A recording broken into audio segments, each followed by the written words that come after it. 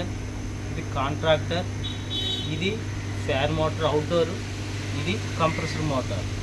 ఇప్పుడు మనం ఏం చేసామంటే ఓజనరల్ యూనిట్ని తీసుకొని ఇది ఓజనరల్ యూనిట్ తీసుకొని చక్కగా కాంట్రాక్ట్ చేసే కనెక్షన్ అనేది ఇక్కడ పెట్టుకొని తర్వాత ఇక్కడ కాంట్రాక్ట్కి డైరెక్ట్గా ఏమో ఫేస్ ఏమో ఇది ఫేస్ న్యూట్రల్ ఎర్తింగ్, దీని కమ్యూనికేషన్ వైర్ అనేది ఈ యొక్క కాంట్రాక్టర్కి అవుట్పుట్ ఇచ్చాను.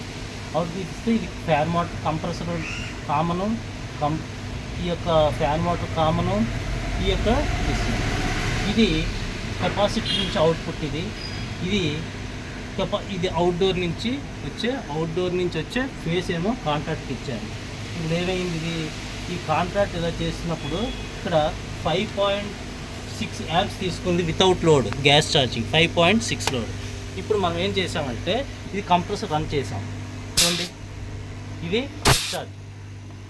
డిశ్చార్జ్ చూడండి, ఇదేమో తీస్తున్నాం, ఇది షకింగ్ చేస్తున్నప్పుడు ఏమైంది ఇక్కడ కంప్రెసర్ కామను రన్నింగ్ స్టార్టింగ్ ఉన్నప్పుడు కామన్ ఏమో డైరెక్ట్గా కాంట్రాక్ట్కి ఇచ్చాం, స్టార్టింగ్ ఏమో దీనికి ఫస్ట్ అవుట్పుట్ ఇచ్చాం, రన్నింగ్ ఏమో ఫస్ట్ అవుట్పుట్ ఇచ్చాం, ఫ్యాన్ ఏమో న్యూట్రల్ ఇచ్చాం.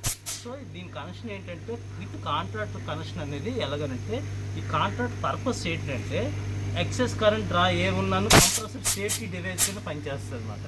సో దీని యొక్క వైరింగ్ మళ్ళీ ఇంకోసారి చెప్తాను. కంప్రెసర్ ఫేస్ ఏమో డైరెక్ట్గా ఇండోర్కి వెళ్ళిపోతుంది, ఇండోర్ నుంచి వచ్చే అవుట్పుట్ ఏమో ఇక్కడ టెర్మినల్కి వస్తుంది, టెర్మినల్ నుంచి అవుట్పుట్ ఏమో రన్నింగ్ కెపాసిటీకి వస్తుంది, ఫ్యాన్ కామన్ ఏమో ఇక్కడికి వస్తుంది, కంప్రెసర్ కామన్ ఏమో ఈ పిన్కి వస్తుంది, డైరెక్ట్ కమ్యూనికేషన్ వైర్ ఏమో ఈ యొక్క కాంట్రాక్ట్కి అవుట్పుట్ వస్తుంది. ఈ ప్లంజర్ అనేది టక్ టక్కున వచ్చినప్పుడు ఇక్కడ 5.6 amps స్టార్ట్ ఆపి